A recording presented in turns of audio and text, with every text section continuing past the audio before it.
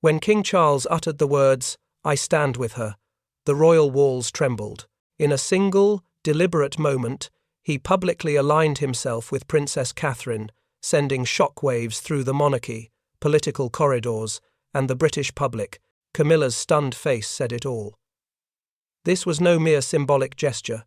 It was a thunderclap, signalling where Charles's heart, legacy, and loyalty truly lay. But behind the polished facade, a storm had been brewing for weeks. Before we go deeper into what this really means for the royal family, make sure to subscribe so you don't miss a single update. It began as a seemingly ordinary royal engagement, a ceremonial event steeped in centuries of tradition. Yet, beneath the regal composure and glittering surface, tension crackled like electricity in the air. When Charles took the podium, his voice carried an unusual weight, measured, deliberate, almost charged with something unsaid. As his gaze turned toward Catherine, standing gracefully nearby, every eye in the room followed. The declaration came suddenly, slicing through the formalities like a blade. "I stand with her." Those 5 words reverberated through the hall, striking at the core of royal dynamics.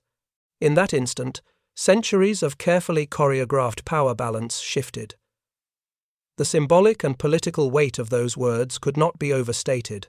In a monarchy where every gesture is scrutinized, a king's open alignment with one figure over another signals more than sentiment. It reveals intent. This was not a vague endorsement. This was a line drawn. Camilla, long accustomed to her role beside Charles, stood frozen, her expression betraying a shock that even seasoned courtiers noticed. The senior members of the royal household exchanged quick, loaded glances. Some whispered to one another, knowing full well what such a statement could unleash inside palace walls. Others looked toward William and Princess Anne, who exchanged a brief but telling glance, one that hinted at knowledge of deeper fractures long forming behind closed doors. The crowd's reaction was immediate and thunderous. Applause erupted, not politely, but with fervour, directed squarely at Catherine. She, too, was visibly taken aback, though her composed demeanour held. For the public, this was a moment of clarity, an unambiguous sign of who truly embodied the future of the monarchy. For those within the palace, it was a declaration that rearranged the hierarchy in real time. In seconds, Catherine's image transformed from supportive royal figure to the central axis around which Charles had chosen to pivot his legacy. Behind this display, however, lay intricate political undercurrents. In recent months, senior advisers had noticed subtle shifts in how Charles conducted his engagements. Catherine's increasing involvement in high-stakes appearances wasn't coincidence. It was deliberate positioning. She carried a rare blend of modern relatability and regal poise, which Charles had grown to rely on. Each joint appearance between the two had slowly redrawn the public's perception of royal leadership. That night's statement didn't just confirm this evolving dynamic. It illuminated it like lightning against a dark sky. Almost immediately, headlines exploded across the media landscape. "Royal allegiance shift," blared one front page. "Charles chooses Catherine," read another. Broadcasters replayed the moment on a loop, dissecting his tone, his posture, and Camilla's stunned reaction. Commentators debated whether this was a carefully orchestrated strategic move or an emotional declaration that would ignite palace conflict. But those within the institution knew the truth. This wasn't a spur-of-the-moment statement. This was the culmination of quiet movements, silent tensions, and unspoken alliances forged behind Windsor's heavy oak doors. In private quarters, courtiers prepared for the inevitable ripple effect. The Queen, consort's camp was already abuzz, shocked at the very public way Charles had chosen to shift the narrative. Those loyal to Catherine remained composed, but quietly acknowledged that this moment was a turning point. What had been whispered for weeks was now undeniable fact. The monarchy had a new power centre, and it stood elegantly beside the king, drawing applause from the nation. But to truly understand the weight of Charles's declaration, we must return to the private corridors of Windsor, where a calculated campaign had quietly unfolded. Long before the cameras captured Charles's allegiance, whispers filled Buckingham's corridors. Camilla, once the unchallenged partner in power, began noticing subtle exclusions, closed-door meetings, revised guest lists, and royal diaries that suddenly revolved around Catherine. What appeared to be harmless protocol shifts were, in truth, deliberate moves to isolate and sideline the Queen Consort. And at the centre of this quiet reordering stood King Charles himself, torn between his long-time confidant and the future Queen. It started quietly, almost imperceptibly, like a crack forming beneath polished marble. At first, Camilla dismissed the changes as administrative coincidences. A joint appearance she had expected to attend suddenly featured Catherine at Charles's side. A private dinner she had looked forward to was cancelled at the last minute without explanation. And then came the diary reshuffles. Engagements that traditionally included her were subtly reassigned. At first, she rationalized these exclusions, but as the pattern grew undeniable, a slow, cold realization began to set in. The palace was changing its axis, and she was no longer at its center. Behind the scenes, advisors played a decisive role. Quietly, methodically, influence began to be redirected from Camilla's office toward Catherine's. Key briefings shifted location. Correspondence that once flowed through Camilla's channels found new routes. Senior courtiers, once deferential to her position, started echoing Catherine's initiatives, emphasizing her diplomatic touch and her unique ability to unify modern Britain with royal tradition. These were not random acts. They were deliberate maneuvers designed to signal where the future power base would lie. Charles, though conflicted, did not stop it. In fact, his silence became the loudest endorsement of all. For Camilla, the emotional toll deepened with every small slight. She had spent years carving out her place in a world that had not welcomed her easily. She had weathered public judgment, earned her titles, and stood beside Charles through controversies. But now, as Catherine's star ascended, the ground beneath her seemed to shift. In private, she confided in a close aide, her voice tinged with disbelief. "I feel replaced." It wasn't just about public appearances. It was about identity, influence, and legacy. She had fought hard to secure her role, and now it was slipping through her fingers without a single public announcement. Charles himself was at the heart of this quiet storm. Torn between personal loyalty and the weight of royal legacy, he found himself increasingly drawn toward Catherine's effortless ability to navigate the political and emotional complexities of the monarchy. Where Camilla commanded through familiarity, Catherine inspired through vision. Her growing public aura impressed him deeply. He admired her discipline, her careful diplomacy, and her ability to disarm critics without confrontation. Advisors noticed his reliance on her counsel, a shift that spoke volumes about where his trust was gravitating. At public events, the body language between Charles, Camilla, and Catherine became telling to those who knew where to look. Catherine stood closer during official engagements. Charles's gaze lingered on her when critical matters were discussed. Camilla, meanwhile, appeared increasingly sidelined, her expressions betraying moments of discomfort she couldn't quite mask. These were subtle signals, but within the palace, subtlety is everything. Every glance, every shift in protocol, every exclusion told a story. And that story was one of a silent but undeniable realignment of power. This was not a sudden rupture. It was a slow, calculated separation masked by royal decorum. By the time the public declaration came, the palace had already been divided into quiet camps. Those aligned with Catherine's vision saw a future of stability and renewed public trust. Those loyal to Camilla sensed the tightening of a noose they could not stop. And at the centre stood Charles, a man grappling with history, loyalty, and the weight of his own choice. Yet, the emotional fault line widened dramatically one fateful evening, when an unexpected confrontation forced Charles to choose sides. The royal household rarely witnesses shouting matches, but this night was different. Sources close to the palace described raised voices, slammed doors, and a trembling silence that followed. Camilla, hurt and cornered, confronted Charles in his private study, demanding clarity, her or me. The king's answer would reshape not just their marriage, but the monarchy's balance of power. It was in that locked room that loyalty fractured. It began with simmering resentment that had been building for months, each small exclusion and subtle shift in royal dynamics adding fuel to a growing fire. Camilla entered Charles's private study not as the composed queen consort, but as a woman who felt betrayed. She had tolerated the whispers, the strategic reshuffling, and the growing shadow Catherine cast over her role. But that night, quiet tolerance broke.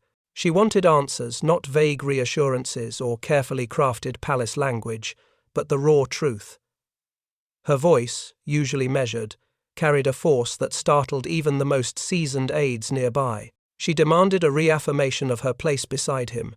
No more delays, no, more evasive conversations. She accused him of allowing Catherine to take a role that was never meant for her, of standing silently while the palace slowly dismantled the foundation of their partnership. For years, she had believed that nothing could shake their alliance. But now, watching her influence erode day by day, she confronted him with an ultimatum. Her words were sharp, driven by a mix of heartbreak and fury. "You cannot keep us both at the center," she declared. "The crown will not hold if you keep dividing its heart." Charles stood caught between two irreconcilable forces: his duty to the crown and his personal loyalty to Camilla. The confrontation stripped away the layers of royal protocol, exposing a man wrestling with legacy and emotion. He cared for Camilla deeply, but he could no longer ignore the growing reality that Catherine represented the future. His admiration for Catherine's diplomatic strength, her ability to unify the public, and her growing international stature weighed heavily on his mind. This wasn't merely a marital issue, it was about the monarchy's survival. For the first time, Catherine's name was brought up explicitly between them, not as a passing mention, but as the core of their dispute. Camilla accused him of favouring Catherine in both public and private, of treating her not merely as a daughter-in-law, but as a partner in shaping the institution. Charles didn't deny his respect for Catherine's role. That silence, his lack of denial, spoke louder than any defence he could have offered. It was the moment Camilla realised the tide had shifted permanently. Advisers stationed nearby overheard fragments of the exchange. Words like future, choice, and betrayal echoed through the closed door, sending ripples through the household. When the confrontation ended, the atmosphere inside the palace had changed. It was as though a hidden truth had been dragged into the light. Loyal aides noticed the difference the very next morning. Glances were more guarded, conversations more cautious, and the line between Camilla's allies and Catherine's supporters had hardened overnight. The aftermath of that explosive night left both Charles and Camilla emotionally drained. For Camilla, the confrontation didn't bring clarity.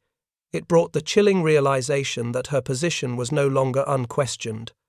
For Charles, it forced him to face a decision he had long postponed. He could no longer straddle two worlds. The monarchy's future required decisive loyalty, and his heart had already chosen its direction, even if his words had not. But while Camilla wrestled with betrayal, Catherine remained unaware of the storm brewing until a quiet dinner with Charles changed everything. Catherine had no idea what awaited her that evening. Invited for what she thought was a routine dinner, she found herself sitting across from a visibly emotional King Charles. Between the clinking of cutlery and the quiet hum of Windsor's chandeliers, Charles opened up not as a monarch, but as a father-in-law, a man burdened by legacy. And in that intimate moment, he revealed a decision that would stun the world within weeks.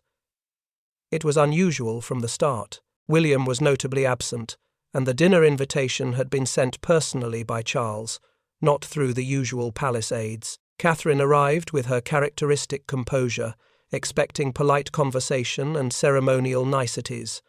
Instead, she found herself in the presence of a man who seemed stripped of his royal armour. Charles, who usually cloaked his thoughts in layers of diplomacy, appeared contemplative, almost vulnerable. His eyes carried the weight of a monarch staring down the future, torn between tradition and the necessity to secure his legacy before time forced his hand.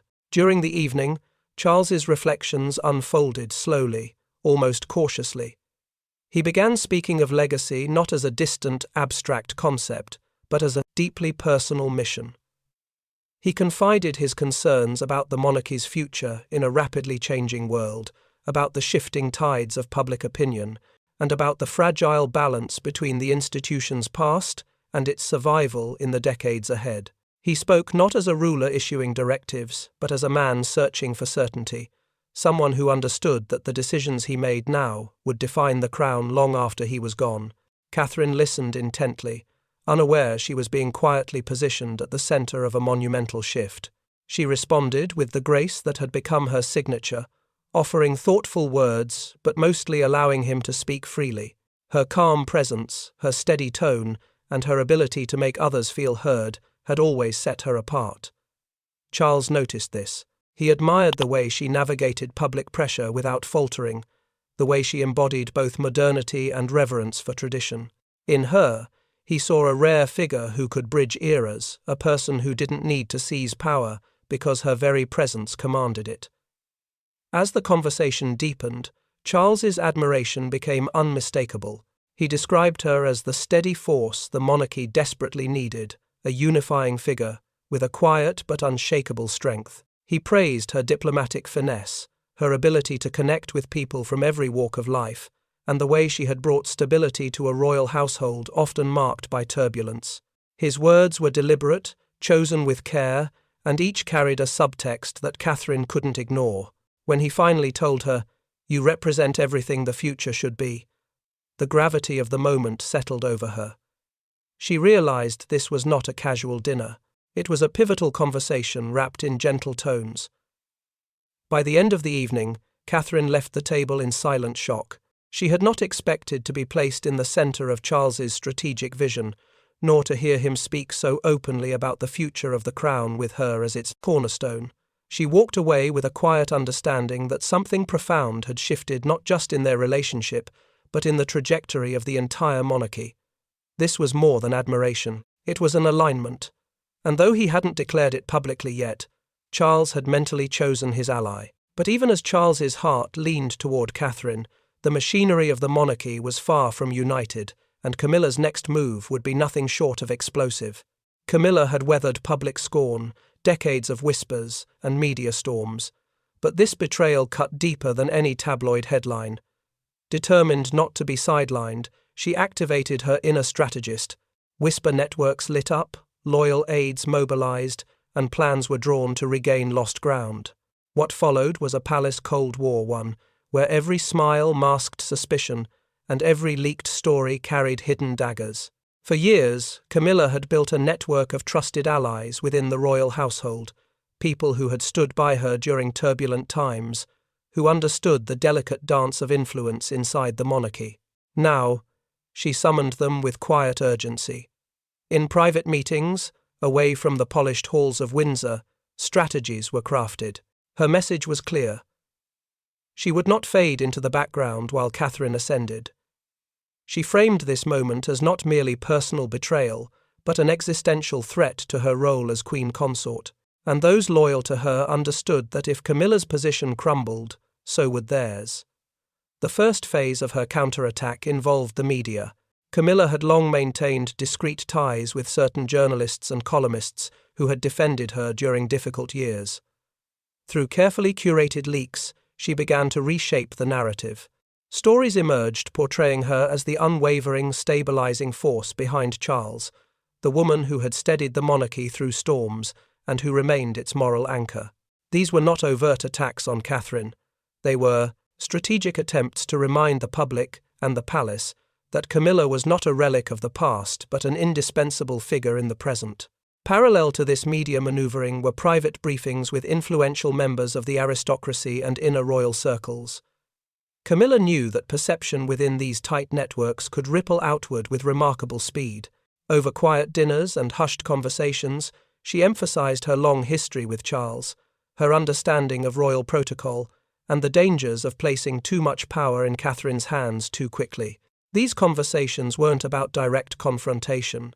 They were about sowing subtle doubt, encouraging allies to question whether the monarchy was moving too fast in repositioning Catherine as the future's anchor. But Camilla's boldest moves targeted the palace itself. She began applying indirect pressure on Charles through senior courtiers, those who had his ear during moments of uncertainty.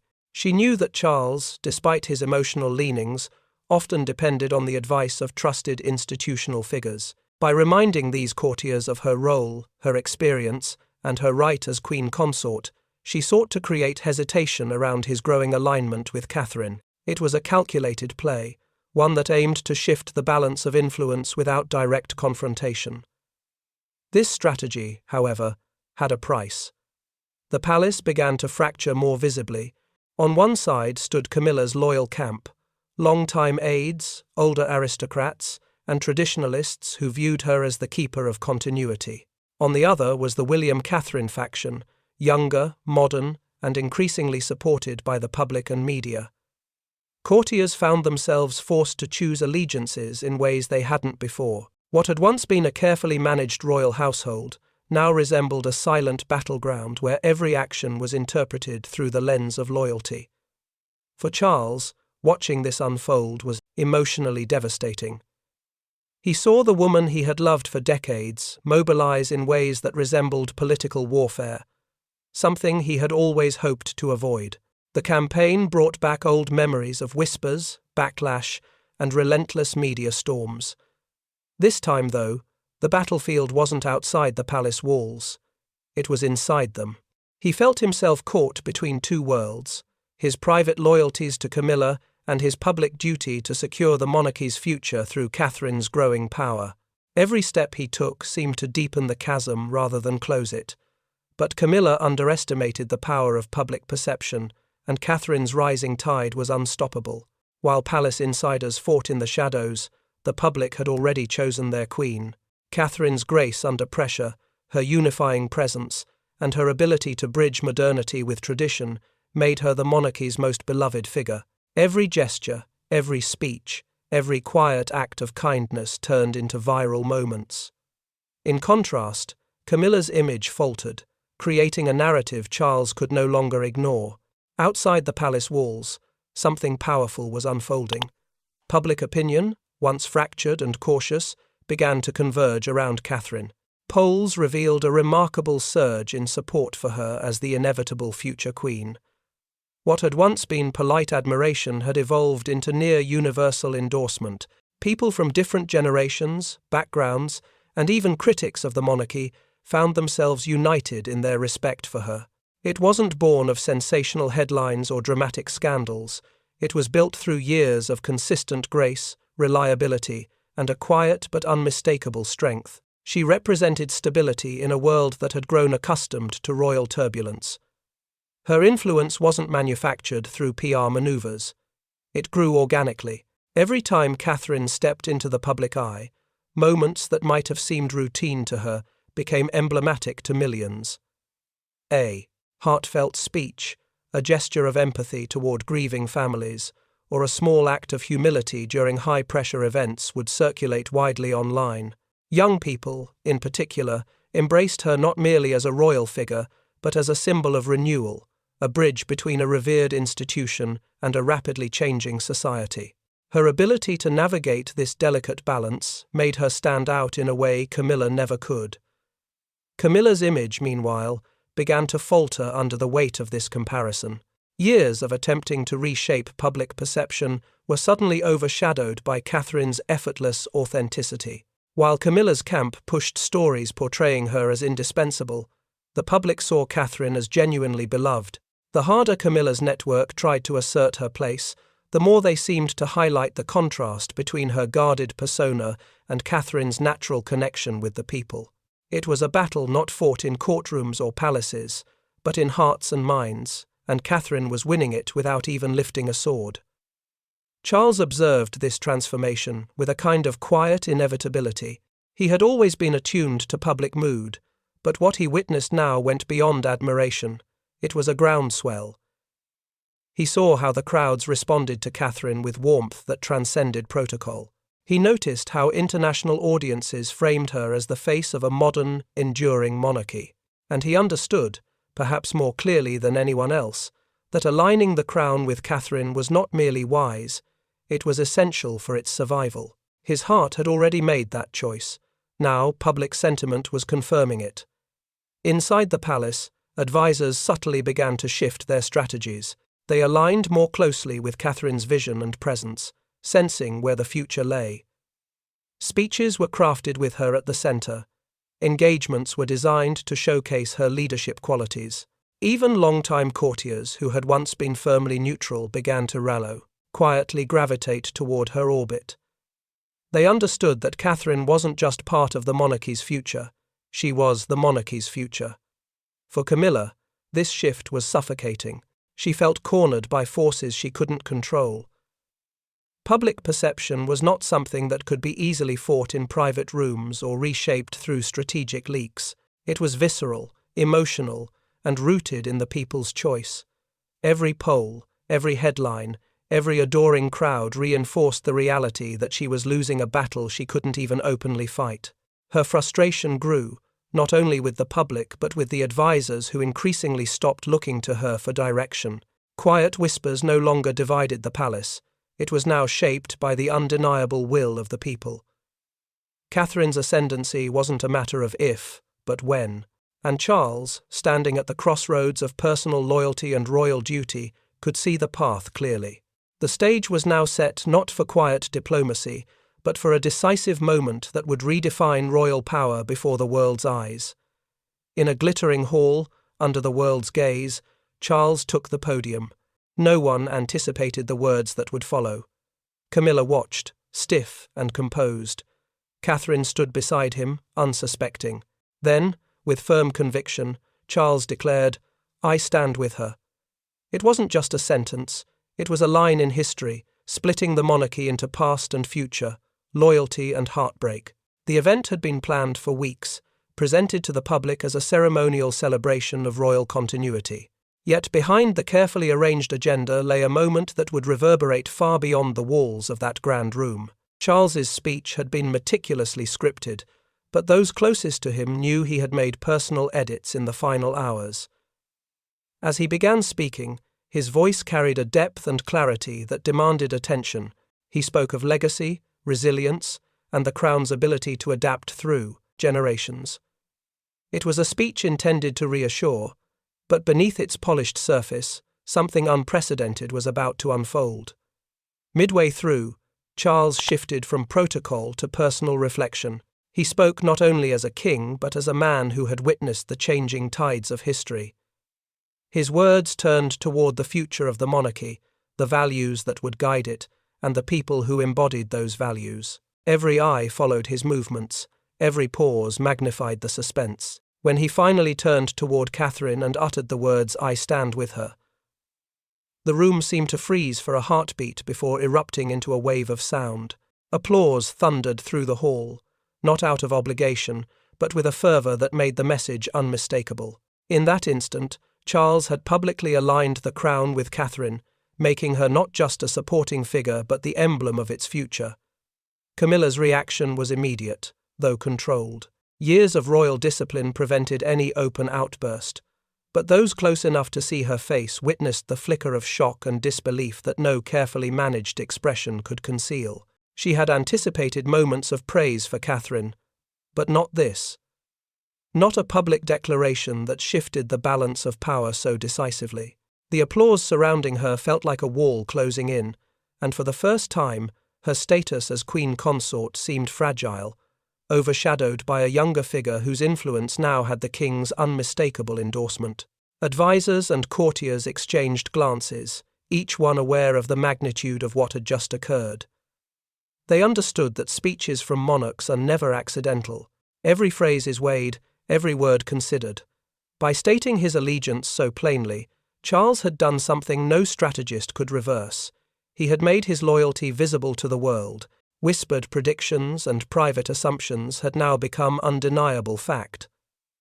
The factions within the palace, already simmering beneath the surface, would no longer operate in ambiguity. The lines were drawn, and everyone in that hall understood where the future lay. Outside those walls, the global media pounced on the moment with breathtaking speed. Headlines labeled it a historic turning point. Footage of the declaration played on loop across networks. Analysts dissected every nuance of his phrasing, while commentators described the moment as a definitive realignment within the monarchy. For the public, It was electrifying, a rare moment of emotional clarity in an institution known for its calculated reserve. For insiders, it was thrilling and unsettling. A king had chosen his ally in full view of the world, and the repercussions would not be contained to applause. As the applause slowly subsided and the ceremony continued, the atmosphere remained charged. Camilla's allies were already recalculating their positions. Catherine, still processing the magnitude of what had just happened, maintained her composure. But the realization was setting in. This was the moment everything changed. Charles had not merely spoken. He had drawn a defining line through the heart of the monarchy, and everyone would have to adjust to the new reality it created. But the public declaration was only the beginning. The real consequences would unfold behind palace doors. Behind the palace's majestic gates, a devastated Camilla retreated into silence. Those close to her described a woman shattered not just by public humiliation, but by the man she believed stood beside her unconditionally. In private, tears replaced fury, and isolation replaced strategy. The Queen Consort, once central to Charles's life, now found herself on the outside looking in. In the days following Charles's declaration, the emotional fallout for Camilla was profound. For years, she had built her place within the royal structure through resilience, calculated patience, and unwavering loyalty. She had endured relentless public scrutiny and emerged as Queen Consort, a title that symbolized both personal victory and historical vindication. But now, that triumph felt hollow. Friends and confidantes described her as broken and betrayed, words rarely associated with a woman known for her steeliness. The declaration had not been a private conversation between spouses. It had been a public moment, witnessed by millions, leaving her dignity bruised and her confidence fractured. Her reaction was swift but quiet. Camilla began withdrawing from key engagements, her absence noticeable at events where she would once have stood proudly beside the king. At first, the palace issued vague explanations, citing scheduling conflicts and rest. But insiders understood the truth. This was not logistical, it was emotional. She was retreating, both to process the magnitude of what had occurred and to avoid facing a world that had just witnessed her being sidelined. Her absence was interpreted by many as a strategic pause, a recalibration, but for those closest to her, it was clear that this was something deeper, a retreat born of heartbreak. Meanwhile, the media amplified Catherine's triumph. Every headline celebrated Charles's declaration as a turning point. Images and quotes from the event dominated the news cycle, framing Catherine as the unshakable future of the monarchy. Commentators spoke of a new era, while opinion pieces speculated on Camilla's fading role. For a woman who had fought for decades to be accepted by the public, watching the narrative swing so decisively toward Catherine was a cruel reminder of how fragile perception could be. Camilla had spent years shaping her image, but with a single sentence from Charles, it had been eclipsed. Within the palace, Charles grappled with the personal cost of his choice. Though firm in his decision to align publicly with Catherine, he could not ignore the impact it had on Camilla. Behind closed doors, he struggled with the emotional weight of a marriage that now carried visible cracks. He had not intended to humiliate her, but in choosing the monarchy's future over personal comfort, he had set in motion a chain of consequences he could no longer control. For a man who had spent his life balancing personal desires against public duty, this was perhaps his most painful reckoning yet.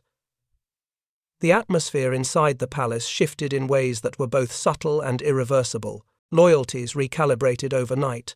Advisors who once carefully balanced between both women now leaned decisively toward Catherine.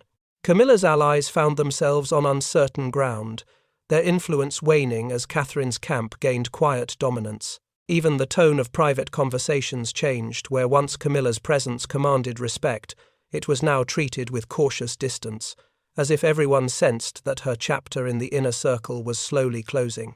Camilla's devastation was not just emotional, it was symbolic. For the first time, she wasn't fighting outsiders. She was grappling with a decision made by the man she had stood beside for decades. The betrayal she felt was layered, public, personal, and deeply institutional. The woman who had once mastered the palace's hidden corridors now found herself wandering them as a figure displaced. But for Catherine, this moment wasn't about triumph. It marked the beginning of a new, weightier chapter. The echo of Charles's declaration did not fade. It reverberated through Parliament, media, and the hearts of millions. Catherine, now the unambiguous future of the crown, stepped into a role she never sought but fully embraced. Charles's loyalty had altered the monarchy's trajectory. Camilla's chapter had dimmed, and a new era, centered on William and Catherine, had begun. Almost immediately, the palace machinery began to realign itself. Royal duties, once carefully balanced between various members of the family, started tilting unmistakably toward Catherine. She became the focal point of new state initiatives, cultural engagements, and international representation.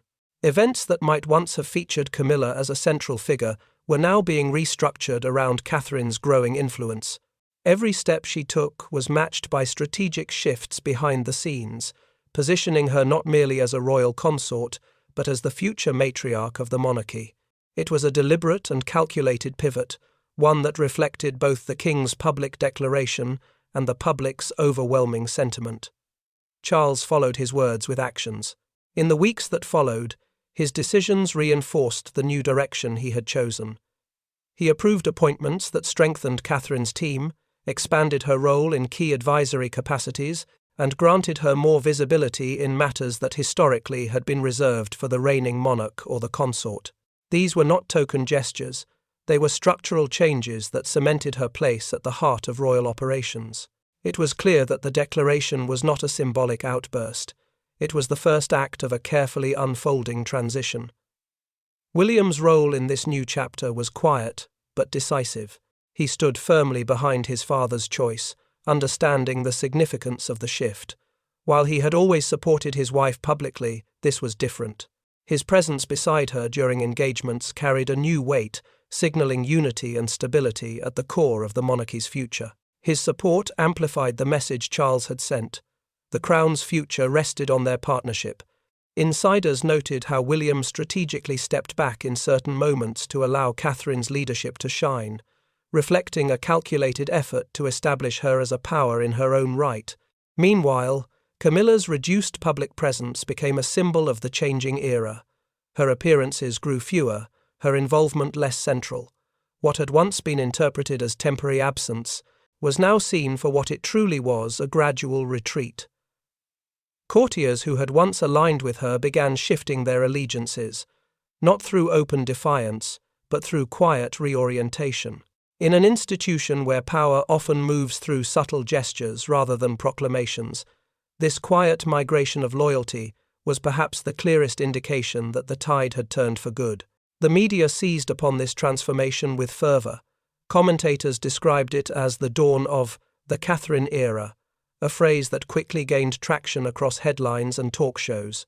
Articles spoke of her as the embodiment of stability and modern grace, someone who could carry the monarchy into the next generation with both tradition and freshness. Footage of Charles's declaration played alongside new images of Catherine taking on expanded responsibilities, creating a narrative that was both historic and deeply emotional. For many, this was the monarchy's most significant moment of transition since the end of Elizabeth II's reign.